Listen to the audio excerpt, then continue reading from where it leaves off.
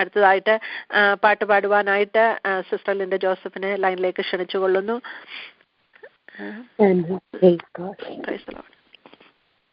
കഴിഞ്ഞ വർഷങ്ങളെല്ലാം മരണത്തിൻ കരിനിഴലേശാതെ നീ, കഴിഞ്ഞ വർഷങ്ങളെല്ലാം മരണത്തിൻ കരിനിഴലേശാതെ നീ, കരുണை ചിറകടിയിൽ പൊതിഞ്ഞു സൂക്ഷിച്ചതാ, കരുണை ചിറകടിയിൽ പൊതിഞ്ഞു സൂക്ഷിച്ചതാ,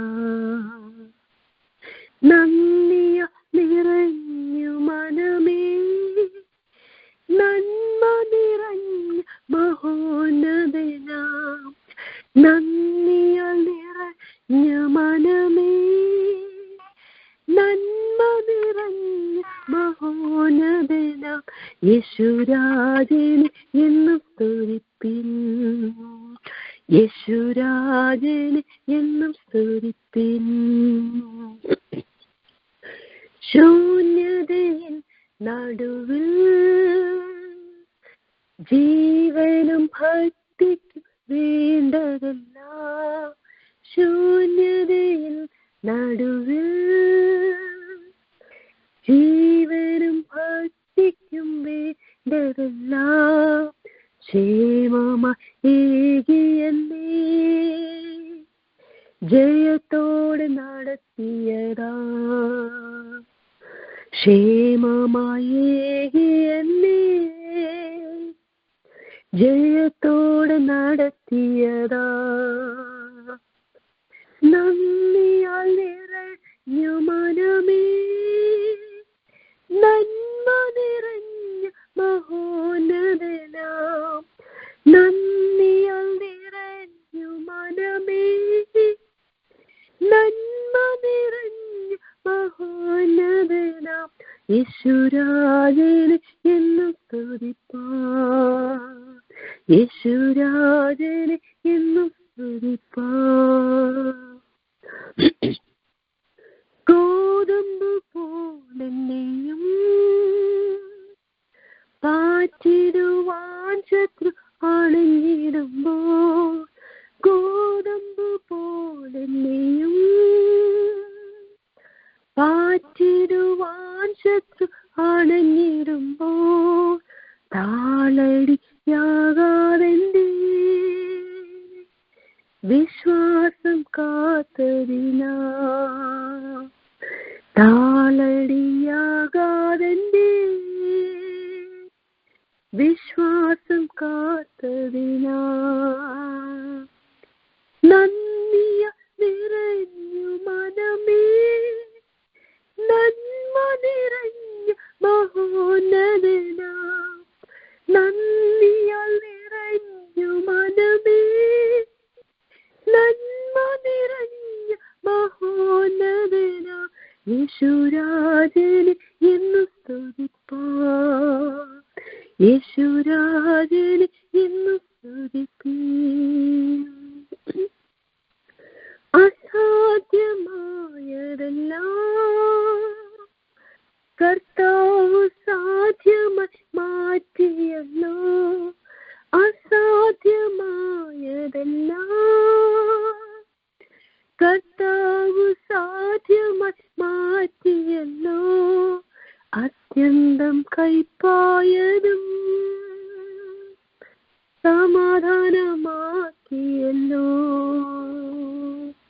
അത്യന്തം കൈപ്പായതും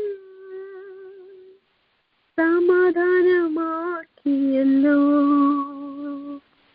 നന്ദിയ നിറഞ്ഞു മനമേ, നന്മ നിറഞ്ഞ മഹോന്നതനാം, നന്ദിയ നിറഞ്ഞ മനമേ, നന്മ നിറഞ്ഞ മഹോന്നതനാം യേശുരാജനെ എന്നും സ്തുതിപ്പീൻ, യേശുരാജനെ എന്നും സ്തുതിപ്പീൻ.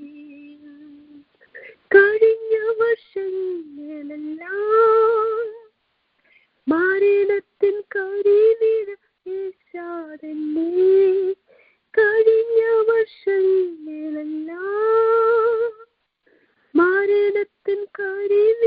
വീശാതന്നെ കരുണை ചിറകടിയിൽ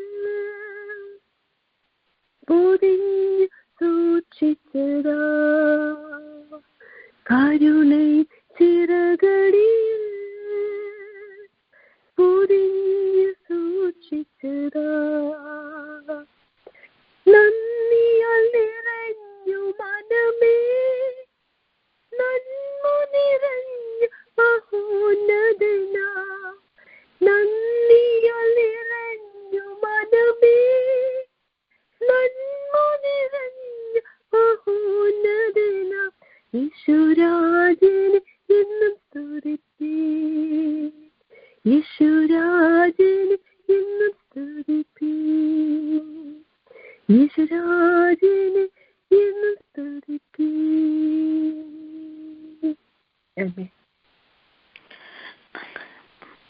താങ്ക് യു സിസ്റ്റർ ലിൻഡ.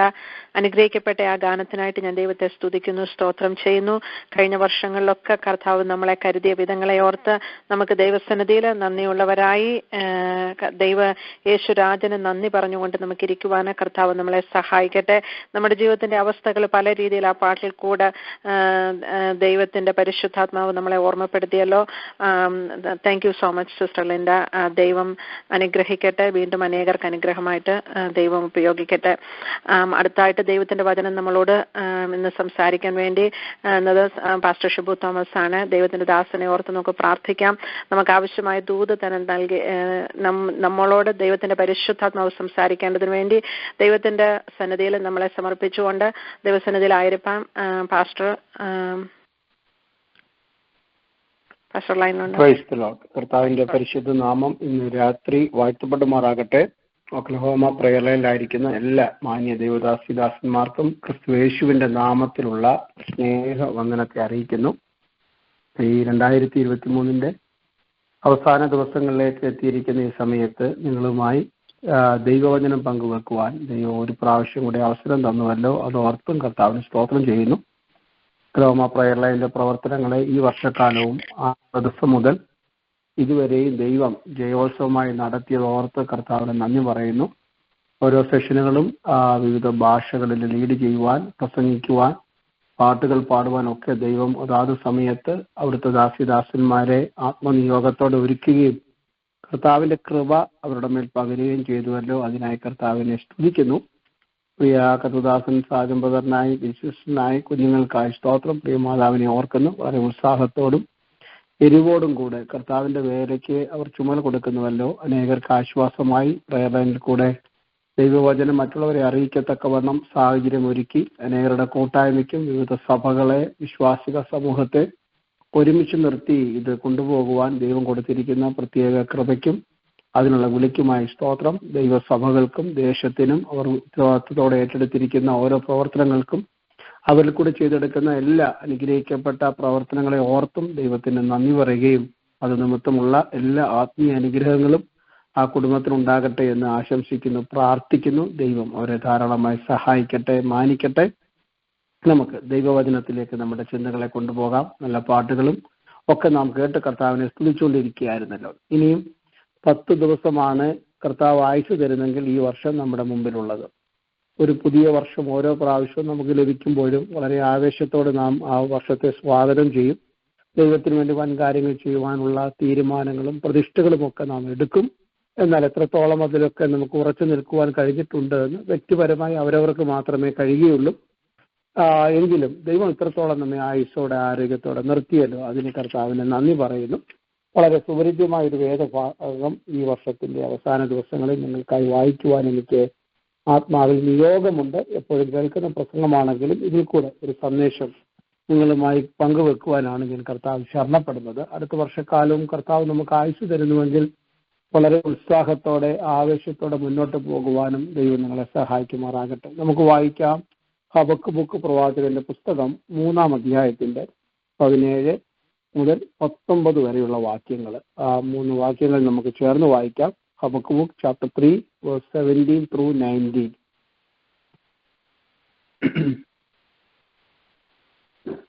ആരെങ്കിലും വായിക്കുന്നുണ്ടോ? ഇല്ലെങ്കിൽ ഞാൻ വായിക്കാം. നിന്റെ ജനത്തിന്റെ രക്ഷയ്ക്കായിട്ടും നിന്റെ അഭിഷക്തന്റെ രക്ഷയ്ക്കായിട്ടും നീ പുറപ്പെടുന്നു. നീ ദുഷ്ടന്റെ വീട്ടിൽ നിന്ന് മോന്തായം തകർത്തു, അടിസ്ഥാനത്തെ കഴുത്തോളം ഹബക്കൂക്ക് ചാപ്റ്റർ 3 വേഴ്സ് 17 through 19. അത്തിവൃക്ഷം തളിർക്കുകയില്ല, മുന്തിരിവള്ളി അനുഭവം ഉണ്ടാകുകയുമില്ല. ഒലിവ് മരത്തിന്റെ പ്രയത്നം നിഷ്ഫലമായി പോകും. നിലങ്ങൾ ആഹാരം വിളയിക്കുകയില്ല. ആട്ടിൻകൂട്ടം തൊഴുത്തിൽ നിന്നും നശിച്ചു പോകും. ഗോശാലകളിൽ കന്നുകാലി ഉണ്ടായിരിക്കുകയില്ല. എങ്കിലും ഞാൻ യഹോവയിൽ ആനന്ദിക്കും. എന്റെ രക്ഷയുടെ ദൈവത്തിൽ ഘോഷിച്ചുല്ലസിക്കും. യഹോവയായ കർത്താവ് എന്റെ ബലമാകുന്നു. അവൻ എന്റെ കാൽ പേടമാൻ കാലുപോലെയാക്കുന്നു. ഉന്നതികളിൽ മേൽ എന്നെ നടക്കുമാറാക്കുന്നു. ഒരു വാക്ക് നാം പ്രാർത്ഥിക്കുന്നു. സ്വർഗീയ പിതാവേ, ഇന്ന് രാത്രി ദൈവത്തിലേക്ക് അടുത്ത് വരുന്നല്ലോ. വചനത്തിന്റെ മുമ്പാകെ ഞങ്ങളായിരിക്കുമ്പോൾ അടിയന്റെ ഹൃദയത്തെ ശുദ്ധീകരിക്കണം, അതിരത്തെ ബലപ്പെടുത്തണം. കേൾക്കുന്ന ജനത്തിന് കർത്താവെ ഉത്സാഹവും എരിവും ആത്മചൈതന്യം കൊടുക്കണമേ. വചനപ്രകാരമുള്ള ഒരു ജീവിതത്തിനായി ഞങ്ങളെ സമർപ്പിക്കുന്നു. പരിശുദ്ധാത്മാവ് ഞങ്ങളെ ഇന്ന് രാത്രി ബലപ്പെടുത്തിയാട്ട് യേശുവിൻ നാമത്തിൽ തന്നെ. ഒരു പ്രാവശ്യം കൂടെ ഈ വചനം നിങ്ങൾക്ക് അനുഗ്രഹമായി തീരട്ടെ എന്ന് പ്രാർത്ഥിക്കുന്നു. നമുക്ക് വളരെ സുപരിചിതമാണ് ഈ വേദഭാഗം. എത്രയോ പ്രാവശ്യം നാം വായിച്ചിട്ടുള്ളതും പ്രസംഗിച്ചിട്ടുള്ളതും പ്രസംഗം കേട്ടിട്ടുള്ളതുമായ ഒരു വേദഭാഗമാണ്. എന്നാൽ 2023 അവസാന ദിവസങ്ങളിൽ ഒരു പ്രാവശ്യം കൂടെ ദൈവവചനത്തിന്റെ ചില സന്ദേശങ്ങൾ വ്യത്യസ്തമായ ഒരു അനുഭവത്തിൽ കൂടെ നിങ്ങളോട് അറിയിക്കുവാൻ എനിക്ക് കർത്താവിൽ പ്രേരണയുണ്ട്. അതുകൊണ്ടാണ് ഈ വാക്യം വായിച്ചത്. ഈ ഒരു പദം എങ്കിലും എന്നൊരു വലിയൊരു പദം അവിടെ എന്നെ ചലിപ്പിച്ചു. ഞാൻ എങ്കിലും യഹോവയിൽ ആനന്ദിക്കും. ആ വചനത്തെ അടിസ്ഥാനമാക്കി നമുക്ക് ഒന്ന് അല്പവചനം ധ്യാനിക്കാം. നമ്മുടെ ക്രിസ്തീയ ജീവിതം എപ്പോഴും ദൈവമക്കളെ പ്രതിസന്ധികൾ നിറഞ്ഞതാണ്. നാം പ്രതീക്ഷിക്കുന്നതിനേക്കാൾ കൂടുതൽ പ്രതികൂലത്തിന്റെ കാറ്റുകളും ഒക്കെ ആഞ്ഞടിക്കുന്ന ഒരു ആത്മീയ ജീവിതമാണ് നാം നയിക്കുന്നത്. അപ്പോൾ തന്നെ ഏത് പ്രതികൂലത്തിന്റെ നടുവിലും ഉറച്ച വിശ്വാസവും ധൈര്യവും തന്ന് തളരാതെ മുന്നോട്ട് പോകുവാൻ തന്റെ ജനത്തെ ദൈവം സഹായിച്ചല്ലോ. അതിനെന്താ തെളിവ്? ഇന്ന് രാത്രി ഈ പ്രളയിലായിരിക്കുന്ന ദൈവമക്കളായ ഓരോരുത്തരുമാണ് അതിന്റെ തെളിവ്. കർത്താവ് കഴിഞ്ഞ ഒരു വർഷക്കാലം മുഴുവൻ ഞങ്ങളെ ജയോത്സവമായി നടത്തി എന്ന് പറയുവാൻ പ്രാപ്തിയുള്ള ഭക്തന്മാരാണ് നിങ്ങൾ ഓരോരുത്തരും. അതുകൊണ്ട് ആ വിഷയത്തിനകത്ത് നിങ്ങൾക്ക് നല്ല ധൈര്യമാണല്ലോ. സ്തോത്രം. കാരണം നമ്മുടെ പ്രതിസന്ധികളുടെ നടുവിൽ നമ്മുടെ മനോഭാവം വ്യത്യസ്തമായതുകൊണ്ടാണ് പ്രതിസന്ധികളോട് നമുക്ക് എപ്പോഴും പറയാൻ കഴിയുന്ന എൻ്റെ കൂടെയുള്ള ദൈവത്തെക്കുറിച്ചാണ്. ഇന്ന് രാത്രി ഞാൻ ഈ സംസാരിച്ച അല്ലെങ്കിൽ വായിച്ച വേദഭാഗം അല്ലെങ്കിൽ വേദപുസ്തകത്തിലെ ചെറിയ പുസ്തകമായ ഹബക്കൂക്ക് പ്രവാചകന്റെ പുസ്തകമാണ്. 3 അധ്യായമാണ് അതിനുള്ളത്. 56 വാക്യങ്ങൾ മാത്രമേ ഇതിനകത്തുള്ളൂ. പഴയ നിയമത്തിലെ ചെറിയ പ്രവാചകന്മാരുടെ ലിസ്റ്റിൽപ്പെട്ട ഒരാളാണ് ഹബക്കൂക്ക്. പ്രവാചകന്മാർ, ചെറിയ പ്രവാചകന്മാർ, വലിയ പ്രവാചകന്മാർ എന്ന് പറയുന്നതിന്റെ അർത്ഥം നിങ്ങൾക്കറിയാം.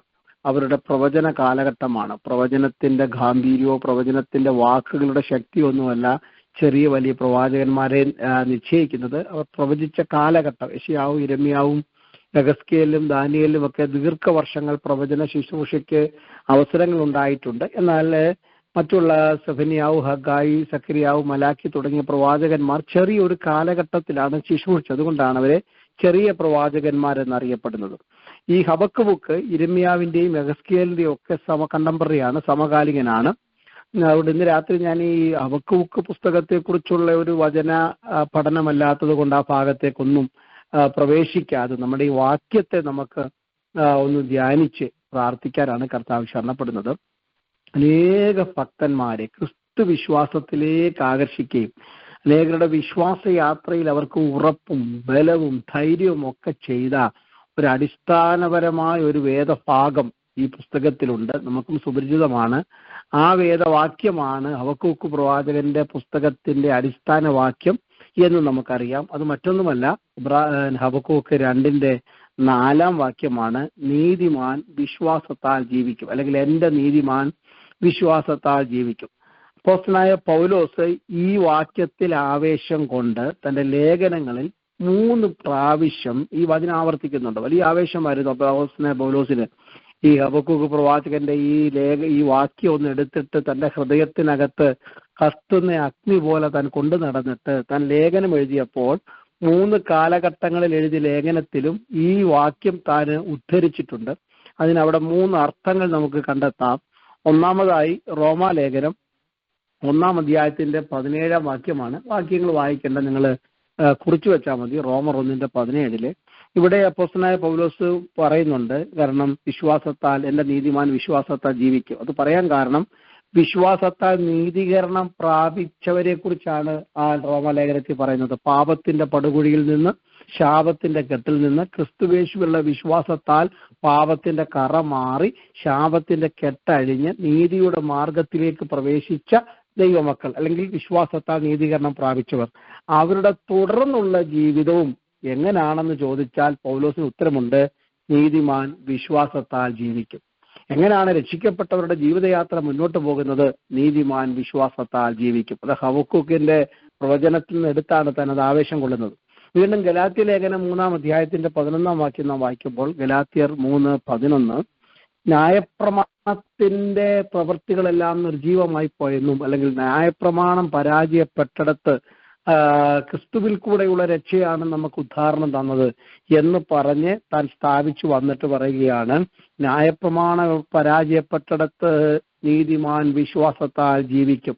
ആചാരങ്ങളും അനുഷ്ഠാനങ്ങളും യാഗങ്ങളും നേർച്ചകളും കർമ്മങ്ങളും ഉത്സവങ്ങളും ഒക്കെ കൊണ്ടാടിയിട്ടും പാപത്തിന് പൂർണ്ണ ശാന്തി ലഭിക്കാതിരുന്ന മനുഷ്യൻ ഒരു വാക്കിൽ കർത്താവായ യേശു ക്രിസ്തുവിനെ കൈക്കൊണ്ട് ഹൃദയം കൊണ്ട് വിശ്വസിച്ച് വാഗൊണ്ട് ഏറ്റുപറഞ്ഞപ്പോൾ രക്ഷിക്കപ്പെട്ടതിന്റെ ഒറ്റ വാക്കിലാണ് പൗലോസ് പറയുന്നത്, നീതിമാൻ വിശ്വാസത്താൽ ജീവിക്കും.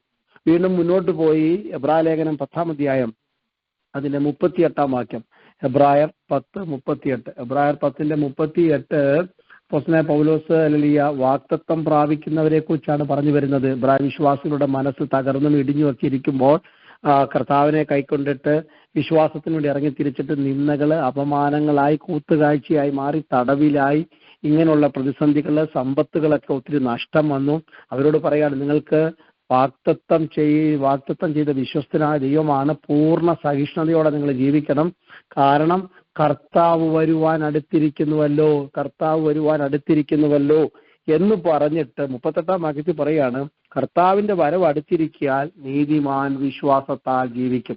നിങ്ങളുടെ പ്രത്യാശയുടെ നങ്കൂരവും വിശ്വാസത്താലാണ്. അതുകൊണ്ട് നീതിമാൻ വിശ്വാസത്താൽ ജീവിക്കും. Price the Lord. അപ്പൊ ഞാൻ അതിന്റെ ഒരു ഇൻട്രൊഡക്ഷൻ പറഞ്ഞു തന്നേ ഉള്ളൂ. നമുക്ക് നമ്മുടെ ചിന്തയിലേക്ക് പോകാം. ഹബക്കൂക്ക് ഈ പ്രവചന പുസ്തകം എഴുതുന്ന സമയത്ത് നിരാശയുടെയും വേദനയുടെയും ചോദ്യങ്ങളുടെയും നടുവിലാണ് ഹബക്കൂക്ക് ഇരിക്കുന്നത്. സ്തോത്രം. അതിന്റെ നടുവിലാണ് ഹബക്കൂക്കിന് ഈ വെളിപ്പാട് കിട്ടിയത്. തന്റെ 100 കണക്കിന് ചോദ്യങ്ങളുടെയും അല്ലെങ്കിൽ നിരാശയുടെയും മുറിഞ്ഞ ഹൃദയത്തിന്റെ നടുവിലാണ് എന്റെ നീതിമാൻ വിശ്വാസത്താൽ ജീവിക്കുമെന്നുള്ള സ്വർഗീയ വെളിപ്പാട് നമ്മുടെ ഹബക്കൂക്കിന് ലഭിക്കുന്നത്. ഹബക്കൂക്കിനെ പഴയ നിയമത്തിലെ തോമസ് എന്നൊക്കെ ആൾക്കാർ വിളിക്കാറുണ്ട്. കാരണം തന്റെ സംശയങ്ങളും ചോദ്യങ്ങളും ഒക്കെ കേട്ടത് കൊണ്ടായിരിക്കാം. എന്നാൽ നമ്മൾ ആ ഭാഗം ഒന്നും വിശദീകരിക്കുന്നില്ല. ഹബക്കൂക്കിന്റെ പ്രതിസന്ധി എന്താണെന്ന് ചോദിച്ചു കഴിഞ്ഞാൽ വീട്ടിലെ പ്രശ്നമൊന്നുമല്ല, തന്റെ സാമ്പത്തിക ബുദ്ധിമുട്ടൊന്നുമല്ല. ദൈവം വാഴുന്നുവെങ്കിൽ എന്തുകൊണ്ടാണ് ദുഷ്ടത പെരുകുന്നത്? നീതിമാനെ ദുഷ്ടൻ എന്തുകൊണ്ടാണ് ഇങ്ങനെ ഉപദ്രവിക്കുന്നത്? നോക്കുക, നമുക്കും ഇങ്ങനെ ചോദ്യങ്ങളൊക്കെ ഉണ്ട്. ചുറ്റുപാടുകളൊക്കെ കാണുമ്പോൾ ദൈവം ജീവിക്കുന്നുണ്ടെങ്കിൽ എന്തുകൊണ്ട് അനീതി നടക്കുന്നു? ദൈവം എന്നൊരാളുണ്ടെങ്കിൽ എന്തുകൊണ്ടാണ് ദുഷ്ടത ഇത്ര ലോകത്തിൽ ഇങ്ങനെ പെരുകുന്നത്?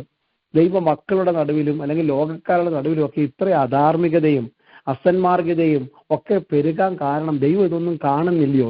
ഇത്യാദി ചോദ്യങ്ങൾ ഓരോ മനുഷ്യരുടെയും മനസ്സിലുണ്ട്.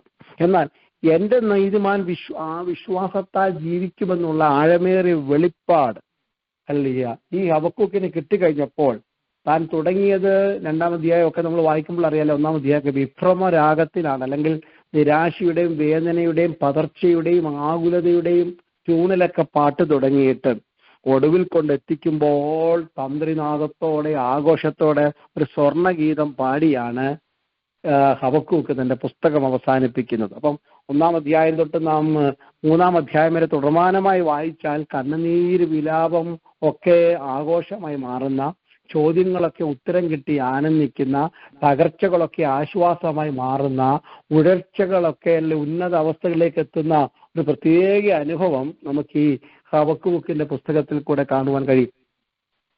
പ്രതിസന്ധികളുടെ നടുവിൽ പൊതുവെ 3 വിധത്തിലാണ് ദൈവമക്കൾ, ഞാൻ ദൈവമക്കളെ കുറിച്ചാണല്ലോ സംസാരിക്കുന്നത്, ലോകജനത്തെ കുറിച്ചല്ല ഇന്ന് പ്രസംഗിക്കുന്നത്. ആത്മീയരായ ദൈവമക്കൾ കർത്താവിനെ സേവിക്കുന്ന വിശ്വസ്തയോടെ പരമാർത്ഥ ഹൃദയത്തോടെ ദൈവസന്നിധിയിൽ വരിക, പ്രാർത്ഥിക്കുക, വചനം ധ്യാനിക്കുക, വചനം കേൾക്കുക, കർത്താവിന്റെ വേലയ്ക്ക് കൈത്താങ്ങൽ കൊടുക്കുക, മുന്നിൽ നിൽക്കുക ഇത്യാദി വിഷയങ്ങളിൽ ഉത്സാഹമുള്ള ഒരു കൂട്ടം ജനം. എന്നാൽ പ്രതിസന്ധികളുടെ നടുവിൽ പൊതുവെ 3 വിധത്തിലാണ് ദൈവമക്കൾ പെരുമാറുന്നത്, അല്ലെങ്കിൽ അവരുടെ ജീവിത ഇടപാടുകൾ എങ്ങനെയാണ്. ഒന്ന്, കഷ്ടത വരുമ്പോൾ ചിലർ ദൈവത്തെ വിട്ട് ഓടി ഒളിക്ക് പിന്മാറ്റത്തിലേക്ക് പോകും. എനിക്കിത് സഹിക്കാനൊന്നും പറ്റത്തില്ല, ഞാൻ പ്രതീക്ഷിച്ചതല്ല ഇങ്ങനെ സംഭവിച്ചത്, ഞാൻ ഇങ്ങനെ വിശ്വാസത്തിൽ ഇറങ്ങിയിട്ട് ഇങ്ങനെ ആണെങ്കിൽ പിന്നെ എന്തിനാ പിടിച്ചു നിൽക്കുന്നത് എന്ന് പറഞ്ഞ് മനസ്സ് മടുത്തുപോയി, അല്ലെങ്കിൽ നിരാശ വ്യാപരിച്ചിട്ട് ദൈവത്തിലുള്ള വിശ്വാസം നഷ്ടപ്പെട്ട്, ദൈവമക്കളിലുള്ള വിശ്വാസം നഷ്ടപ്പെട്ട്, ദൈവവചനത്തിലുള്ള വിശ്വാസം നഷ്ടപ്പെട്ട് ആൾക്കാർ പുറകോട്ട് ഓടിപ്പോകും, പിന്മാറ്റത്തിൽ പോകുന്ന ഒത്തിരി ആൾക്കാരുണ്ട്. മറ്റു ചിലര് ദൈവത്തോട് മറുതലിച്ചിട്ട് മത്സരിക്കും, ഇന്നും പരാതിയായിരിക്കും. ദൈവത്തിന്റെ അടുക്കലൊക്കെ ഉണ്ട്, കരച്ചിലും പ്രാർത്ഥന കേട്ട് കഴിഞ്ഞാൽ പരാതി തന്നെ, എന്നോട് എന്തിനാ ഇങ്ങനെ ചെയ്തത്, എന്നോട് ഇങ്ങനെ ചെയ്തത് എന്തെങ്ങനെ എന്ന് പറഞ്ഞിട്ട് വേറെ ഒന്നിനും സമയമില്ലാതെ പഴിയും പരാതിയും ദുഷിയും മാത്രം പറഞ്ഞ് ആത്മീയ ജീവിതം അലസതയിൽ കൊണ്ടെത്തിക്കും. പിന്മാറ്റത്തിനൊന്നും പോകത്തില്ല, മുടക്കത്തിരണ്ട് പ്രാർത്ഥനയ്ക്കും ആരാധനയ്ക്കും എല്ലാം വരും, പക്ഷെ ആ ഉത്സാഹമില്ല, എരിവില്ല, സ്വയ കാര്യങ്ങളൊക്കെ ചെയ്യും, സ്വന്തം കാര്യങ്ങളിലേക്കൊക്കെ ഓടിപ്പോകും. എന്നാൽ മൂന്നാമതൊരു കൂട്ടരുണ്ട്, ദൈവത്തെങ്കിലേക്ക് കഷ്ടതയിൽ കൂടെ പ്രതിസന്ധിയിൽ കൂടെ ഒരു പടിയും കൂടെ അടുത്ത് വന്നിട്ട് ദൈവത്തിന്റെ ഹൃദയത്തിൽ ഈ വിഷയത്തിനകത്ത് എന്താണ് പദ്ധതി എന്നറിയാൻ വേണ്ടി പരാതി പറയുകയല്ല, നിരാശ പറയുകയല്ല, അപ്പച്ച എന്താ കാര്യം എന്നറിയാൻ വേണ്ടി ദൈവത്തോട് സമർപ്പണത്തോടെ ഒരു പടിയും കൂടെ അടുത്ത് വരും. അത് മനസ്സിലാക്കണമെങ്കിൽ ഹബക്കൂക്ക് എന്ന വാക്യം അറിയണം. ഹബക്കൂക്ക് എന്ന വാക്കിന്റെ അർത്ഥം ദ വൺ ഹു എംബ്രൈസിംഗ് എന്നാണ്, ആലിംഗനം ചെയ്യുന്നവൻ. അപ്പം അവന്റെ പേരിന്റെ അർത്ഥം പോലെ തന്നെ സ്തോത്രമല്ലിയ ഹബക്കൂക്ക് തന്റെ പ്രതിസന്ധിയുടെ നടുവിൽ ദൈവത്തോടടുത്ത് വന്ന് ദൈവത്തെ അങ്ങ് ആലിംഗനം ചെയ്തു, ദൈവത്തോടങ്ങ് ഇഴുകിച്ചേർന്നു. കാര്യം പറയുന്നത് ദൈവത്തോടാണ്. പരാതി പോലെ തോന്നിയേക്കാം, നിരാശ പോലെ തോന്നിയേക്കാം, ഭാരമായി തോന്നിയേക്കാം, നിന്നയായി തോന്നിയേക്കാം, പക്ഷേ ദൈവത്തോട്, ക്രൈസ്തലോട്, ദൈവത്തോടങ്ങ് നേരിട്ട് താൻ സംസാരിച്ച് തന്റെ ദൈവാലോചനയ്ക്കായി താൻ കാത്തിരുന്നു, ദൈവസന്നിധിയിൽ സമയം ചെലവഴിച്ചു എന്നർത്ഥം. അപ്പൊ 1-ാം അധ്യായത്തിൽ നാം കാണുന്നത് ചുറ്റുപാടുകളിൽ ദൈനംദിനം പെരുകി വരുന്ന നീതികേടുകളെ കുറിച്ചും സാഹസം, കവർച്ച, അന്യായം കണ്ട് ഉള്ളിൽ വേദനിക്കുന്ന ഒരു ഭക്തനാണ്, ഹൃദയം തകർന്ന ഭക്തൻ. ക്രൈസ്തലാണ്. ദൈവമക്കളെ ഞാൻ ചോദിക്കട്ടെ, ഒരു ഭക്തന് ആത്മീകന് എല്ലാ കാലത്തും എന്താ വേദന ഉണ്ടാക്കുന്നത്?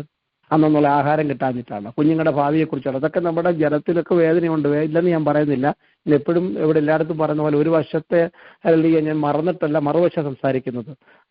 ആര് രാജ്യം ഭരിക്കണമെന്നോ ആര് സാമ്പത്തിക അവസ്ഥ എന്താണെന്നോ ഒന്നുമല്ല ഒരു ദൈവവേദനയുടെ വേദന. ചുറ്റിലും വിശേഷാൽ ആത്മീക ലോകത്തിലൊക്കെ കാണുന്ന ആത്മീയം നഷ്ടപ്പെടുത്തുന്ന അശുദ്ധിയും ആകായ്മയും കാണുമ്പോഴാണ് ദൈവമക്കളുടെ ഹൃദയം വേദനിക്കുന്നത്. Praise the Lord. ഹല്ലേലൂയ. എന്തുകൊണ്ട് ദൈവമക്കളുടെ ഇടയിൽ വേർപാടും വിശുദ്ധിയും നഷ്ടപ്പെടുന്നു? ഹബക്കൂക്ക് അതിന്റെ ഉത്തരമാണ് പറഞ്ഞു വരുന്നത്. എന്തുകൊണ്ടാണ്? ഇന്ന് രാത്രി നിങ്ങളുടെയൊക്കെ മനസ്സിൽ ചോദ്യമുണ്ട്. പഴയ കാലത്ത് ഒരു 10 വർഷം മുമ്പ്, 20 വർഷം മുമ്പ്, 30 വർഷം മുമ്പ് ഉണ്ടായിരുന്ന ആത്മീയം ഒന്നും നമ്മുടെ ഇടയിൽ പലയിടത്തും കാണുന്നില്ലല്ലോ, എന്താ ഇതിന് കാരണം? ഉത്തരം ഒന്നേ ഉള്ളൂ. ഹബക്കൂക്ക് പറയുന്നതിന്റെ ഉത്തരം ഹബക്കൂക്ക് 1:4 വായിക്കണം. നിങ്ങൾ ആ വാക്യത്തിലൂടെ നോക്കിയേ. ഹബക്കൂക്ക് 1:4 വാക്യം, ന്യായപ്രമാണം അയഞ്ഞതുകൊണ്ട്, the law is lacking or loosen, paralysed എന്നൊക്കെ പറയാം.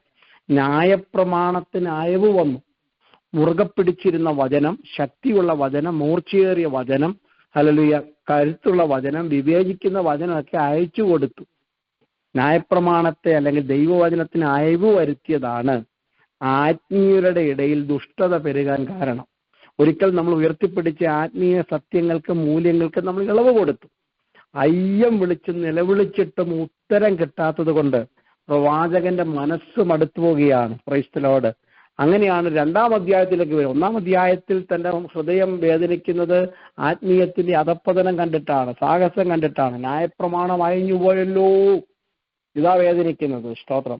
2-ാം അധ്യായത്തിൽ താൻ പ്രാർത്ഥനയിൽ തുടരുകയാണ്. 2-ാം അധ്യായത്തിൽ വരുമ്പോൾ ദൈവസന്നിധിയിൽ ക്ഷമയോടെ കാത്തിരുന്ന് പ്രാർത്ഥിക്കുന്ന പ്രവാചകനെയാ കാണുന്നത്. 2:1 എന്താണെന്ന് വായിക്കുന്നത്? 2-ാം അധ്യായത്തിന്റെ 1-ാം വാക്യം വായിക്കുന്നത് ഇങ്ങനെയാണ്, ഞാൻ കൊത്ത കൊത്തളങ്ങളിൽ അല്ലെങ്കിൽ വാച്ച് ടവർ അല്ലെങ്കിൽ കാവൽമാടം എന്നൊക്കെ നമുക്ക് പറയാം, കാവൽ കാത്തുകൊണ്ട് അവൻ എന്നോട് എന്ത് അരുളി ചെയ്യും എന്ന് എന്റെ ആവലാതിയും അല്ലെങ്കിൽ എന്റെ പരിഭവവും പരാതിയും ഒക്കെ പറഞ്ഞതിന് നിമിത്തം എന്ത് ഉത്തരം പറയേണ്ടതെന്നും കാണേണ്ടതും ദൃഷ്ടിവെക്കും. ഒരു വാച്ച് ടവറിൽ കയറിയിരുന്ന് താനിങ്ങനെ കാത്തിരിക്കുക, എന്റെ ആവലാതി, എന്റെ പരാതി, എന്റെ പ്രയാസത്തിന് എന്ത് ഉത്തരവാ കിട്ടാൻ പോകുന്നത്. ഹബക്കൂക്കിന് മനസ്സിലായി, ഉടനെ മറുപടി കിട്ടിയില്ലെങ്കിലും പ്രാർത്ഥന നിർത്തരുത്, കണ്ടിന്യൂ ടു പ്രേ. കാരണം ദൈവത്തിന് മാത്രമേ എല്ലാ പ്രശ്നങ്ങൾക്കും പരിഹാരം തരാൻ കഴിയത്തുള്ളൂ. അല്ലെങ്കിൽ നമ്മുടെ ഭാഷയിൽ പറഞ്ഞാൽ ദൈവത്തിനൊരു സമയമുണ്ട്. ഞാൻ ഒരു 2 വാക്കി പ്രാർത്ഥിച്ച് നിർത്തുകയല്ല. അതുകൊണ്ടല്ലേ പ്രേരണ ഒരു വിഷയത്തിന് വേണ്ടി പ്രേരണയിലൊക്കെ വീണ്ടും വീണ്ടും പ്രാർത്ഥിക്കുന്നത്, വീണ്ടും എടുത്തെടുത്ത് പ്രാർത്ഥിക്കുന്നത്, വീണ്ടും മറ്റു പലരും ചേർന്ന് പ്രാർത്ഥിക്കുന്നത്. കാരണം നമുക്കറിയാം മറുപടി കിട്ടുവോളം, അല്ലെങ്കിൽ ഈ വിഷയത്തിൽ ദൈവത്തിന്റെ ആലോചന അറിവോളം കാത്തിരിക്കുക. ദൈവത്തിനൊരു സമയമുണ്ട്. Price the Lord. ഇവിടെ ശ്രദ്ധിക്കണം, ഇവിടെ പ്രവാചകനായ ഹബക്കൂക്കിന് പ്രാർത്ഥനയ്ക്ക് ഒരു സ്ഥലമുണ്ട്, ഒരു കൊത്തളം, ഒരു കാവൽപുരം, വാച്ച് ടവർ എന്നൊക്കെ നമുക്ക് പറയാം. കാരണം പ്രാർത്ഥിക്കുമ്പോൾ ചിന്തയും മനസ്സും ഹൃദയവും ഒക്കെ ഏകാഗ്രമായിരിക്കണം. ശ്രദ്ധ പതറിപ്പോകാതെ വേണം പ്രാർത്ഥിക്കുവാൻ. അതല്ലേ യേശു പറഞ്ഞത്, നിങ്ങൾ പ്രാർത്ഥിക്കുമ്പോൾ അറയിൽ കടന്ന് വാതിലടച്ച് രഹസ്യത്തിൽ കാണുന്ന ദൈവത്തോട് പ്രാർത്ഥിക്കണം.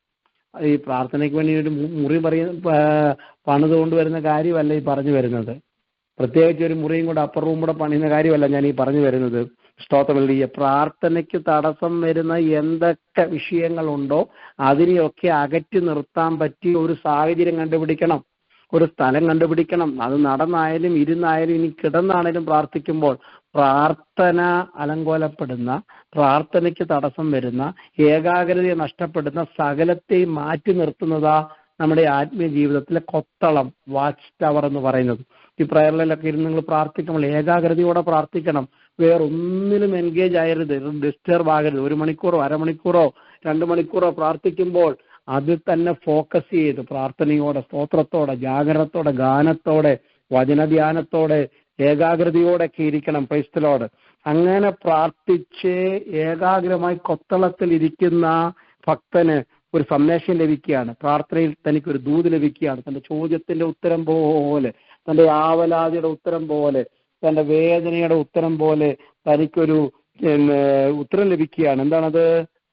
2:2 മുതൽ 3 വരെയുള്ള വാക്യങ്ങൾ. 2:2-3 വാക്യങ്ങളാണ്. യഹോവ എന്നോട് ഉത്തരം അരുളിയത്, നീ ദർശനം എഴുതുക, ഓടിച്ചു വായിക്കുവാൻ തക്കവണ്ണം അത് പലകയിൽ തെളിവായി വരയ്ക്കുക. കാരണം ദർശനത്തിന് ഒരു അവധി വച്ചിരിക്കുന്നു, അത് സമാപ്തിയിലേക്ക് ഓടുവാൻ ബന്ധപ്പെടുന്നു. സമയം തെറ്റുകയില്ല, അത് വൈകിയാലും അതിനായി നിങ്ങൾ കാത്തിരിക്കുക, അത് വരും, നിശ്ചയം താമസിക്കുമില്ല. അപ്പൊ പ്രാർത്ഥിക്കുന്നവൻ ഭാവിയെക്കുറിച്ച് ദൈവസന്നിധിയിൽ നിന്ന് ദർശനം പ്രാപിക്കുകയാണ്. ഒന്ന് പ്രാർത്ഥിക്കുമ്പോൾ അല്ലെങ്കിൽ വളരെ വാച്ച് ചെയ്ത് പ്രാർത്ഥിക്കണം, ശ്രദ്ധയോടെ പ്രാർത്ഥിക്കണം. 2, പ്രാർത്ഥനയിൽ ദൈവം തന്റെ ഭാവിയെക്കുറിച്ചുള്ള, കുടുംബത്തിന്റെ ഭാവിയെക്കുറിച്ചുള്ള ദർശനം കൈമാറുകയാണ്. ഇന്ന് രാത്രി നമ്മൾ വെറുതെ പ്രാർത്ഥിച്ച് ആമേൻ പറയുകയല്ല, ദൈവം ആലോചന തരിക നിങ്ങൾക്ക് പ്രാർത്ഥിക്കുമ്പോൾ. അത് മുഴുവൻ മറ്റുള്ളവരോട് പങ്കുവെച്ച് അവരെ കൂടെ ഉറപ്പിക്കണം. പ്രാർത്ഥന കൊണ്ട് അർത്ഥമാക്കുന്നത് ആമേൻ പറഞ്ഞു എന്റെ ജോലി കഴിഞ്ഞെന്ന് പോവുകയല്ല. So you are concentrating in prayer and also receiving hallelujah many lessons, messages from God so that you can pass on to others. മറ്റുള്ളവരെ hallelujah കൊടുക്കത്തക്കവണ്ണം ദൈവസഭയ്ക്ക് ദർശനമുള്ളവരെ വേണം, കുടുംബങ്ങളിൽ ദർശനമുള്ളവരെ വേണം. അത് തെളിവായി എഴുതണം. അപ്പൊ നോക്കണം, ഈ പ്രാർത്ഥനയിൽ എന്തൊക്കെയാ സംഭവിക്കുന്നത്? ദർശനം കിട്ടി, പ്രാർത്ഥനയിൽ തന്നെ എഴുതാൻ തുടങ്ങി, ദർശനം എഴുതാൻ തുടങ്ങി, ദർശനം പ്രസംഗിക്കാൻ തുടങ്ങി. അപ്പൊ നോക്കണം, ഈ പ്രയർ ലൈൻ കൊണ്ട്, പ്രാർത്ഥനകൾ കൊണ്ട് ആരെയാണ് നാം സൃഷ്ടിക്കുന്നത്? കുറച്ച് വിഷയങ്ങൾ എടുത്തിട്ട് അവിടുന്നും ഇവിടുന്നും കുറച്ചു പേരുടെ പ്രാർത്ഥനാ വിഷയം എടുത്തിട്ട് സ്തോത്രം പറഞ്ഞു പോകുക മാത്രമല്ല, 2024 ദൈവം അവസരം തരുന്നെങ്കിൽ പ്രയർ ലൈനിന്റെ ministry to build the people, those who can have the visions, ദൈവിക ദർശനം കാണുന്നവർ ഈ പ്രാർത്ഥനയിൽ ഉണ്ടാകണം. ആ കിട്ടുന്ന ദർശനങ്ങൾ ആർട്ടിക്കിളായി, വചനങ്ങളായി ഒക്കെ എഴുതുന്ന എഴുത്തുകാരെ വേണം, തെളിവായി എഴുതുന്ന എഴുത്തുകാരെ വേണം. മാത്രമല്ല ദർശനം ദേശത്തോട് സദൈനം വിളിച്ചു ഘോഷിക്കുന്ന, പ്രഭാഷണം നടത്തുന്ന പ്രഭാഷകർ ഈ ലൈനിൽ നിന്ന് പുറത്തു വരണം. ഇതൊക്കെ ആ പ്രാർത്ഥനയ്ക്ക്, ദർശനത്തിൽ കൂടെ, പ്രാർത്ഥനയിൽ കൂടെ പുറത്തു വരുന്ന അനുഭവങ്ങൾ. ഈ 3-ാം അധ്യായത്തിലേക്ക് വരുമ്പോൾ ഹബക്കൂക്ക് പ്രാർത്ഥനയെ തുടരുകയാണ്.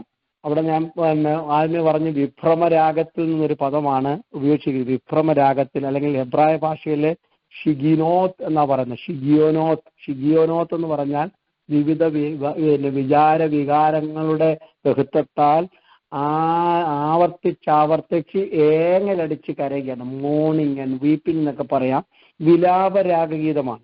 എന്നാൽ ഈ അധ്യായം അവസാനിക്കുന്നത് എങ്ങനെ? 3-ാം അധ്യായം സംഗീത പ്രമാണിക്ക് തന്ത്രിനാദത്തോടെ, നമ്മുടെ ഭാഷ പറഞ്ഞ ഗിറ്റാറും ഡ്രംസും ഒക്കെ എടുത്തിട്ട് ഒരു ഉത്സവത്തിന്റെ പ്രതിനിധിയോടുകൂടിയാണ് ഈ അധ്യായം അവസാനിക്കുന്നത്. അപ്പം ഇന്ന് രാത്രിയിലെ അടുത്ത ചില മിനിറ്റുകൾ കൊണ്ട് ഞാൻ അവസാനിപ്പിക്കാം. നമ്മുടെ പ്രധാന ചിന്തയെന്ന് പറയുന്നത് ഹബക്കൂക്ക് ഒരു തീരുമാനത്തിലേക്ക് എത്തുകയാണ്.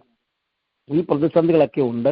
നാം കണ്ട 1-ാം അധ്യായത്തിലെ വിഷയം, 2-ാം അധ്യായത്തിലെ വിഷയങ്ങളൊക്കെ അവിടെ നിൽക്കും. 3-ാം അധ്യായത്തിലെ ആരംഭ വിഷയങ്ങളൊക്കെ അവിടെ ഉണ്ടെങ്കിലും പ്രാർത്ഥനയിൽ സമയം ചെലവഴിക്കുന്ന, പ്രാർത്ഥനയിൽ കൂടി ദർശനം പ്രാപിച്ച് ദർശനം എഴുതുന്ന ഹബക്കൂക്ക് പെട്ടെന്ന് ഒരു തീരുമാനമെടുക്കുകയാണ്. ആ തീരുമാനം ഇതായിരുന്നു. അതാണ് നമ്മൾ വായിച്ചത്. ഹബക്കൂക്ക് 3:17 തൊട്ട് 19 വാക്യങ്ങൾ നമ്മൾ വായിച്ചല്ലോ. എന്തെല്ലാം പ്രതികൂലം എൻ്റെ ചുറ്റിലും വന്നാലും, ഞാൻ അനുഭവിക്കുന്ന എന്റെ പ്രതിസന്ധിയുടെ ആഴം എത്ര തീവ്രതയുള്ളതാണെങ്കിലും ഞാൻ തളർന്നു പോകത്തില്ല, ഞാൻ ക്ഷീണിച്ചു പോകത്തില്ല, ഞാൻ മനസ്സ് മടുത്തു പോകത്തില്ല. Price the Lord. എന്താ കാരണം? ഹല്ലേലൂയ. ഒന്ന്, ഹബക്കൂക്ക് 3:4 വാക്യങ്ങളാണ്. ദൈവത്തെക്കുറിച്ച് തനിക്കൊരു വെളിപ്പാടുണ്ട്. നമ്മുടെ ദൈവം ആരാണെന്ന് അറിയുമ്പോഴാണ് നമ്മുടെ പ്രതിസന്ധിയുടെ നടുവിൽ, ചുട്ടുപൊള്ളുന്ന വേദനയുടെ നടുവിൽ, അഗ്നികുണ്ഡത്തിന്റെ നടുവിൽ, ആഴത്തിലേക്ക് നമ്മെ തള്ളിയിടുന്ന പ്രതിസന്ധിയുടെ നടുവിൽ നാം തളർന്നു പോകാത്തത്. ദൈവം ആരാണെന്നുള്ള വെളിപ്പാടുകളാണ്. എന്താണ് ഒന്നാമത്തെ വെളിപ്പാട്? ഹബക്കൂക്ക് 3:3-4 ദൈവത്തിന്റെ തേജസ്സിനെ കുറിച്ചാണ് തനിക്ക് ഒന്നാമത്തെ വെളിപ്പാട്. എന്താണത്? ദൈവം തേമാനിൽ നിന്ന് വരുന്നു.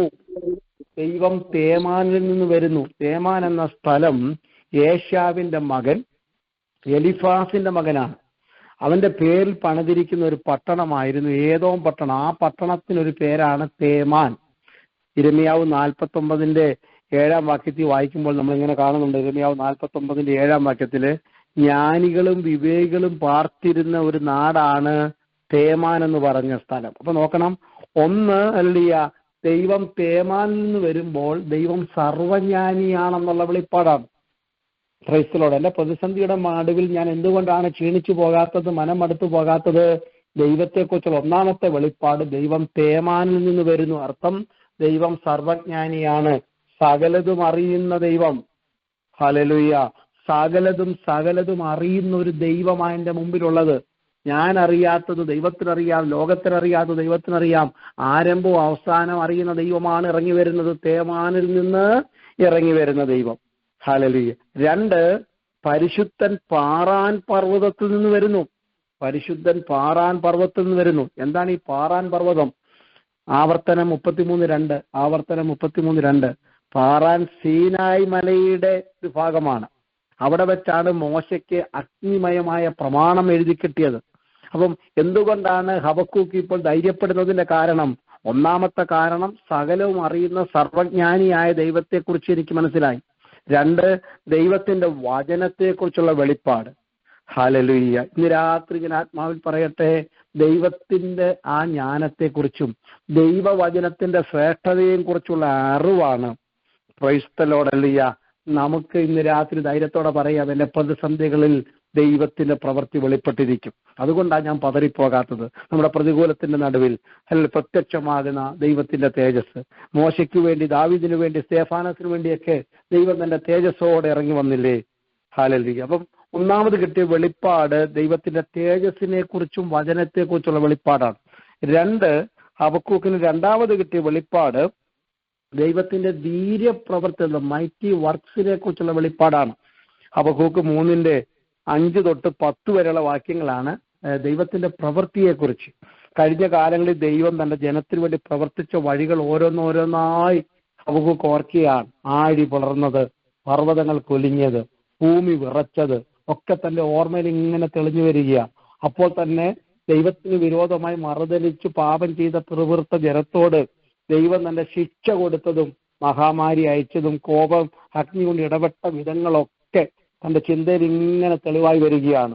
ഈ മക്കളെ, നമ്മുടെ പ്രതികൂലത്തിന്റെ കാറ്റുകളുടെ നടുവിൽ ഇന്ന് രാത്രി ദൈവത്തിന്റെ വഴികളെ വിചാരിക്കുക. പിറുപിറുക്കാതെ ദൈവത്തിന്റെ പ്രവൃത്തികളെ ഓർത്ത് ദൈവത്തിന് മഹത്വം കൊടുക്കണം.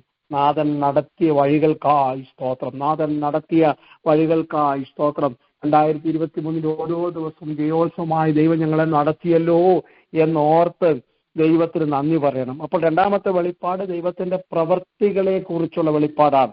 മൂന്നാമത്തെ വെളിപ്പാട് നമുക്ക് 3-ാം അധ്യായത്തിന്റെ 13 മുതൽ 15 വരെയുള്ള വെളിപ്പാടാണ്.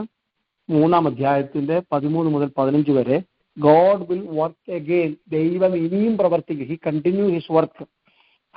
ദൈവം തന്റെ ജനത്തിന്റെ രക്ഷയ്ക്കായും തന്റെ അഭിഷിക്തന്റെ രക്ഷയ്ക്കായിട്ടും പുറപ്പെട്ടു വരുന്നു എന്ന വെളിപ്പാട്. Price the Lord. അപ്പൊ ഇന്ന് രാത്രി ഞാൻ പറഞ്ഞു വന്നത് ഞങ്ങളുടെ മുമ്പിൽ പ്രതിസന്ധികൾ ഇങ്ങനെ കുമിഞ്ഞുകൂടി നിൽക്കുമ്പോഴും, അല്ലെങ്കിൽ നാം വായിച്ച വാങ്ങിന് അത്തിവൃക്ഷം തളിർക്കാതിരിക്കുമ്പോഴും, മുന്തിരിവള്ളിയിൽ ഫലമില്ലാതിരിക്കുമ്പോഴും, പ്രതിസന്ധികൾ ഞങ്ങളുടെ മുമ്പിൽ കൂടി വരുമ്പോഴും ഞങ്ങൾ തളരാത്തതിന്റെ കാരണം ദൈവത്തിന്റെ ഒരു വാഗ്ദത്തം ഉണ്ട്. യേശുക്രിസ്തു ഇന്നലെ ഇന്നും എന്നേക്കും അനന്യ. ദൈവം തന്റെ പ്രവൃത്തി തുടരുന്നു.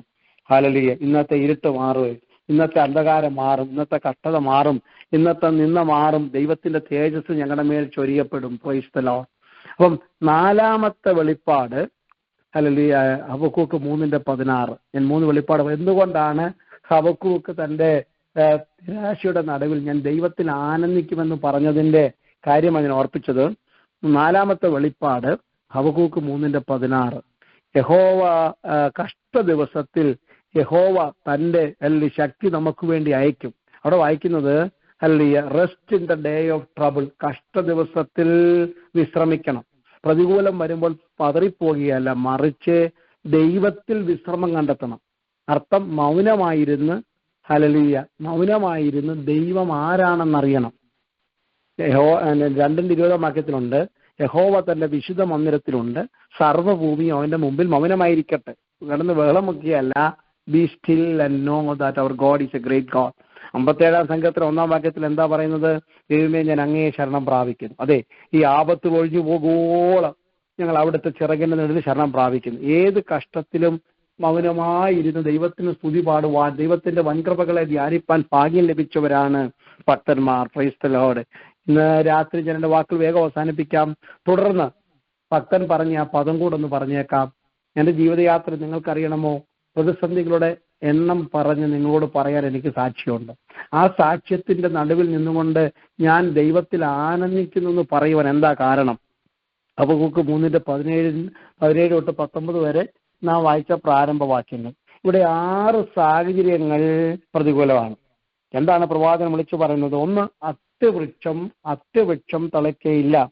എന്താ അതിന്റെ അർത്ഥം? ക്രൈസ്തവ ലൂക്കോസ് 13-ാം അധ്യായത്തിന്റെ 6 തൊട്ട് 8 വരെയുള്ള വാക്യങ്ങളിലെ യേശു പറഞ്ഞല്ലോ, ഒരു മുന്തിരിത്തോട്ടത്തിന്റെ നടുവിൽ 3 വർഷമായിട്ട് കായ്ക്കാത്ത ഒരു അത്തിവൃക്ഷത്തെ കുറിച്ച് പറയുന്നുണ്ട്.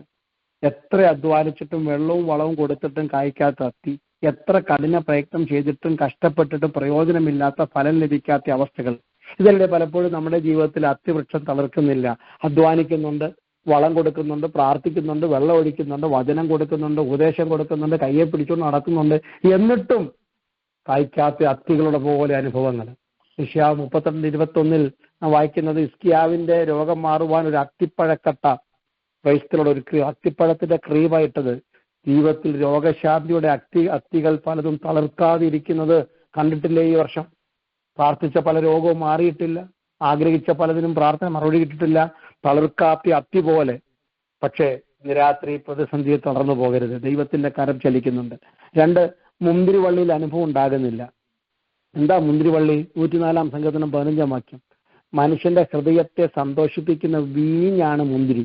അപ്പൊ മുന്തിരിവള്ളി തരുന്ന അനുഭവം എന്ന് പറയുമ്പോൾ ഹൃദയത്തിന്റെ സന്തോഷമാണ്. തളർക്കാത്ത മുന്തിരിവള്ളി നമുക്ക് പഠിക്കുന്ന പാഠം ക്രൈസ്തവരോട് ഹൃദയത്തിന്റെ സന്തോഷത്തെ കെടുത്തുന്ന 100 കണക്കിന് വിഷയങ്ങൾ, മനസ്സ് തുറന്നൊന്നും ചിരിക്കുവാൻ കഴിയാതെ, ആനന്ദിക്കുവാൻ കഴിയാതെ പാടുപെടുന്ന പ്രയാസങ്ങൾ. എന്നാൽ ഇന്ന് രാത്രി ദൈവമക്കളെ തളർന്നു പോകരുത്. ഹബക്കൂക്ക് പറയുന്നു, അതിന്റെ ഓരോ പ്രശ്നങ്ങളും ഞാൻ അവതരിപ്പിക്കുക. ക്രൈസ്തവർ 3, ഒലിവുമരത്തിന്റെ പ്രയത്നം നിഷ്ഫലമായി പോകും. എന്താ ഒലിവുമരം? 104-ാം സങ്കീർത്തനം 15-ാം വാക്യം. ഒലിവുമരത്തിന്റെ കായ എന്താ നമുക്ക് തരുന്ന പാഠം?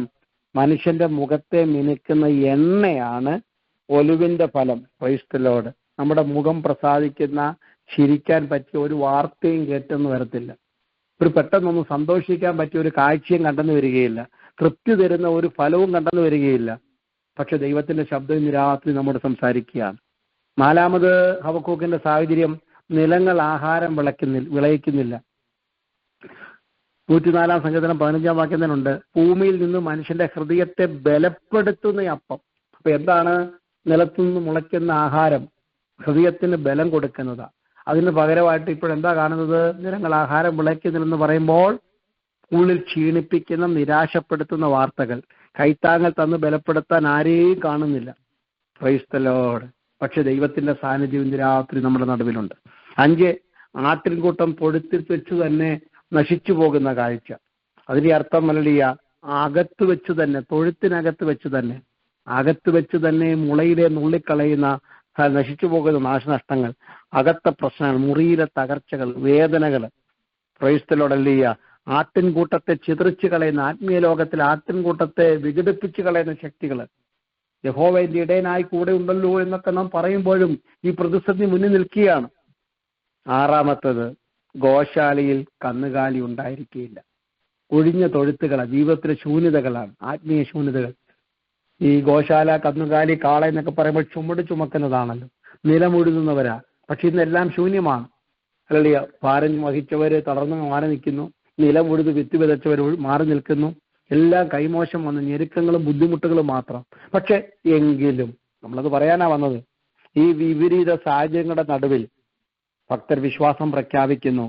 എന്റെ അത്തി തളർത്തില്ലേലും മുന്തിരി ഫലം തന്നില്ലേലും, ഗോശാലകൾ ഒഴിഞ്ഞു കിടന്നാലും, ആട്ടിൻകൂട്ടം നശിച്ചു പോയാലും, നിലങ്ങൾ ആഹാരം വിളയിച്ചില്ലെങ്കിലും, ഒലിവുമരത്തിന്റെ ഫലം നിഷ്ഫലമായി പോയാലും, ഞാൻ സന്തോഷത്തോടെ ദൈവത്തെ സ്തുതിക്കും. കാരണം എനിക്കൊരു ദൈവമുണ്ട്. എങ്കിലും ഹല്ലേലൂയ, പ്രൈസ് ദി ലോർഡ്. 3:18-19 വരെ, ഇനി സമയമില്ലാത്തതുകൊണ്ട് ഞാൻ പറഞ്ഞങ്ങ് പോവുക. 6 തകർച്ചയുടെ നടുവിൽ 6 സ്തോത്രഗീതമാണ് താൻ ഉയർത്തിയത്. 1, എനിക്കൊരു ദൈവമുണ്ട്, എന്റെ ദൈവം ജീവിക്കുന്നു. 2, ഞാൻ യഹോവയിൽ ആനന്ദിക്കും. കാരണം എന്റെ സന്തോഷത്തിന്റെയും എന്റെ ആനന്ദത്തിന്റെയും ഉറവിടം അത്തിയും മുന്തിരിയും ഒലിവും ആടും മാടും അല്ലെന്ന്. എന്റെ സന്തോഷം യഹോവയിൽ, ഞാൻ എന്റെ സന്തോഷം. ധാന്യവും വീഞ്ഞും വർദ്ധിക്കുമ്പോൾ അവർക്കുണ്ടാകുന്നതിലധികം സന്തോഷം. Price the Lord. 3, എന്റെ രക്ഷയുടെ ദൈവത്തിൽ ഞാൻ ഘോഷിച്ചുല്ലസിക്കും. എന്റെ ജീവിതത്തിൽ ഈ തളർന്നു പോകാത്തതിന്റെ കാരണം എന്താ? ഞാൻ ക്ഷീണിച്ചു പോകാത്തതിന്റെ കാരണം എന്താ? എന്റെ പാപത്തിൽ നിന്ന് വിടുവിച്ച, എന്റെ ശാപം മാറ്റിയ, എന്നെ അധമകൂപത്തിൽ നിന്ന് വിടുവിച്ചെടുത്ത ഒരു ദൈവമുണ്ട്, എന്റെ രക്ഷകനുണ്ട്. ഇവിടാണ് ആരാധന. അവിടെ നിന്നുകൊണ്ടാണ് നമ്മൾ പാട്ട് പാടുന്നത്. എൻ പാപം പേറി, എൻ ശാപം തീർത്തു, വൻ ക്രൂശിലേറി എന്നൊക്കെ പറഞ്ഞ് നാം ആത്മാവിൽ പാടുന്നത് പാപക്ഷമയെ കുറിച്ചുള്ള വെളിപ്പാട് കിട്ടുമ്പോഴാണ്. 3, യഹോവയായ കർത്താവ് എന്റെ ബലമാകുന്നു. എണ്ണയും വീഞ്ഞിനും മൃഷ്ടാന ഭോജനത്തിനും തരുവാൻ കഴിയാത്ത ബലം. ബാല്യക്കാർ ക്ഷീണിച്ച് തുറന്നു പോകുമ്പോൾ, യൗവനക്കാർ ഇടറി വീഴുമ്പോൾ, ഞാൻ വിളിച്ചപേക്ഷിച്ച് നാളിൽ ദൈവം എനിക്ക് ഉത്തരമരളി എന്റെ ഉള്ളിൽ ബലം നൽകി എന്നെ ധൈര്യപ്പെടുത്തി, പ്രതിസന്ധികളുടെ കൂമ്പാരം കണ്ണിന് മുമ്പിൽ ഇങ്ങനെ തെളിഞ്ഞു നിൽക്കുമ്പോൾ, തകർച്ചകൾ മാത്രം കാണുമ്പോൾ, അതിന്റെ നടുവിൽ യഹോവ എന്റെ ബലം, യഹോവ എന്റെ ബലമാകുന്നു. 27-ാം സങ്കീർത്തനത്തിൽ സങ്കീർത്തനക്കാരൻ പറഞ്ഞ പോലെ, യഹോവ എന്റെ വെളിച്ചവും എന്റെ രക്ഷയുമാകുന്നു, ഞാൻ ആരെ ഭയപ്പെടും? യഹോവ എന്റെ ജീവന്റെ ബലം, ഞാൻ ആരെ പേടിക്കും? Price the Lord. 5, എന്റെ കാലുകളെ അവൻ മാൻപേയുടെ കാലുകൾ പോലെയാക്കുന്നു. എല്ലാം പ്രതികൂലമാണ്, പക്ഷെ എന്റെ മുമ്പോട്ടുള്ള യാത്രയുടെ വേഗത ആരെയും അത്ഭുതപ്പെടുത്തും. 2023 ജനുവരി മാസം 1-ാം തീയതി തൊട്ട് ഈ 21-ാം തീയതി വരെ പുറകോട്ട് വലിച്ചും പുറകോട്ടിഴച്ചും അല്ലെങ്കിൽ കിടത്തിയും തളർത്തിയും ഒതുക്കിയും ഒക്കെ നോക്കിയിട്ടും കാലുകൾ കുതിച്ചു ഇന്നുവരെ എത്തുവാൻ, പ്രാർത്ഥനയിൽ കുതിക്കുവാൻ, ആരാധനയിൽ കുതിക്കുവാൻ, വിശ്വാസത്തിൽ കുതിക്കുവാൻ, പ്രത്യാശയിൽ കുതിക്കുവാൻ, ഒരു മാൻപേട തുള്ളിച്ചാടി പോകുന്ന പോലെ ഓടിയെത്തുവാൻ ദൈവം നമുക്ക് കൃപ തന്നെങ്കിൽ, പിശാചി നിനക്ക് തെറ്റി അത്തിയുടെ തകർച്ചയും തളർച്ചയും മുന്തിരിവള്ളിയുടെ ഇല കൊഴിയുന്നതും ഗോശാലയുടെ എണ്ണം കുറഞ്ഞതൊന്നും ഞങ്ങളുടെ ജീവിതത്തിന് ഒരു ക്ഷീണം വരുത്തത്തില്ല. തളരാതെ ഓടുവാൻ കൃപ തരുന്ന ഒരു ദൈവമുണ്ട്. മുമ്പോട്ട് പോകുവാൻ ആഹാബിന്റെ രഥചക്രങ്ങൾക്ക് മുമ്പിൽ ശരവേഗത്തിൽ പാഞ്ഞ ഏലിയാവുമാരെ പോലെ ഈ ഇന്നുവരെയും ഓടിയെത്തുവാൻ ദൈവം സഹായിച്ചെങ്കിൽ, പോയ ദിവസങ്ങൾക്ക് പകരമായി ഇനിയും നല്ല ക്ലേശം അനുഭവിച്ച ദിവസങ്ങൾക്കും കഷ്ടം അനുഭവിച്ച സമരസങ്ങൾക്കും പകരമായി ദൈവം തന്റെ ആലോചന നമുക്ക് തരും. Praise the Lord. അതിന്റെ 6-ാമത്തെ ചിന്തയും കൂടെ പറഞ്ഞ് അവസാനിപ്പിക്കാൻ, എങ്കിലും അവൻ എന്നെ ഉന്നതികളിന്മേൽ നടത്തുമാറാക്കുന്നു. Praise the Lord. ഈ തകർച്ചയുടെയും താഴ്ചയുടെയും നടുവിലും എൻ്റെ വിശ്വാസയാത്ര ഉയരത്തിലേക്ക് പോയിക്കൊണ്ടിരിക്കുക. ഉയരത്തിലെ പ്രത്യാശ നിറഞ്ഞതാണ്. കാരണം ഞങ്ങൾ കണ്ണ് വെച്ചിരിക്കുന്നത് ഭൂമിയിലല്ലല്ലോ, ഉയരത്തിലാണല്ലോ. ഉന്നതകളിൽ നടക്കുകയാണ്. You are walking on the heist place. ദൈവമക്കളെ, നമ്മുടെ ജീവിതയാത്രയിൽ അല്ലിയ ഞാൻ ഇനി ആവർത്തിക്കുന്നില്ല, എല്ലാം തകർന്ന് കിടക്കുക. ഒന്നും അനുകൂലമല്ല. മുന്തിരിയും അത്തിയും എല്ലാം ആവർത്തിക്കാം, ഒന്നുമില്ല. പക്ഷേ കൊയ്ത്തും ഫലശേഖരവും എല്ലാം കഴിഞ്ഞു, ഇനിയും ഒന്നുമില്ലെന്ന് എല്ലാവരും പറയുന്നത്. പക്ഷെ പ്രതിഫലം വിഭാഗിക്കുന്ന ഒരു നാളിനേക്കുവരെ നാം ഓടുമ്പോൾ ഏറ്റവും വലിയ സന്തോഷം എൻ്റെ പ്രാണപ്രിയനായ യേശുവിൻ്റെ അടുക്കിലേക്ക് ഇതിന് എത്തിക്കൊണ്ടിരിക്കുകയാണ്. ഹബക്കൂക്ക് പറഞ്ഞ പോലെ, എന്തെല്ലാം വന്നാലും എൻ്റെ ഉള്ളം യഹോവയിൽ ആനന്ദിക്കുന്നു. എന്തെല്ലാം വന്നാലും ഞാൻ മാൻപേടിനെ പോലെ തുള്ളിച്ചാടി ഓടും. എന്തെല്ലാം വന്നാലും ഒരു ദിവസം ഞാൻ ഉന്നതികളിലെത്തും. ഏതാ നമ്മുടെ ഔന്നത്യം? ഈ മൺകൂടാരം വിട്ട് നിത്യരാജ്യത്തിന്റെ തുറമുഖത്ത് സിയോൻ പർവ്വതത്തിൽ അനേകായിരം ദൂതന്മാരുടെ അസംഖ്യം വിശുദ്ധന്മാരുടെ നടുവിലേക്ക് നാമം എത്തുന്ന ഒരു ദിവസമുണ്ട്. 2024 കർത്താവ് നമുക്ക് അതിനൊരു അവസരം തരട്ടെ. ക്ഷീണങ്ങളെ മറന്ന്, പ്രയാസങ്ങളെ മറന്ന് പ്രാർത്ഥനയിൽ കൊത്തളങ്ങളിൽ ജാഗരിച്ചു മുന്നേറൂ. അതിൽ നിന്ന് ചില ദർശകന്മാരും പ്രവാചകന്മാരും പ്രഭാഷകരും എഴുത്തുകാരും ഒക്കെ പുറത്തു വരട്ടെ. പ്രാർത്ഥന വലിയ വിജയമായി തീരട്ടെ. വീണ്ടും ദൈവം നിങ്ങളെ കയ്യിലെടുത്ത് ഉപയോഗിക്കട്ടെ എന്ന ആശംസയോടുകൂടി ഒരിക്കൽ കൂടി പറയുന്നു, ജീവിതത്തിലെ എല്ലാ പ്രതിസന്ധികളുടെ നടുവിലും ഹല്ലേലൂയ, തേവാനിൽ നിന്നും സർവജ്ഞാനിയായ ദൈവത്തെ ഞാൻ കാണുന്നു, പാറാനിൽ നിന്ന് വിശുദ്ധ വചനം ഞാൻ കാണുന്നു, ദർശനം ഞാൻ കാണുന്നു, ഞാൻ ഇനിയും മുന്നോട്ട് പോകും, എന്നെ പിടിച്ചു നിർത്തുവാൻ ആർക്കും കഴിയത്തില്ല എന്ന് പറഞ്ഞ് എന്റെ നീതിമാൻ വിശ്വാസത്താൽ ജീവിക്കുമെന്ന ആവേശപ്രഖ്യാപനത്തോടെ മുന്നോട്ട് പോകുവാൻ ദൈവം നമ്മെ സഹായിക്കട്ടെ. Thank you and God bless you. Amen.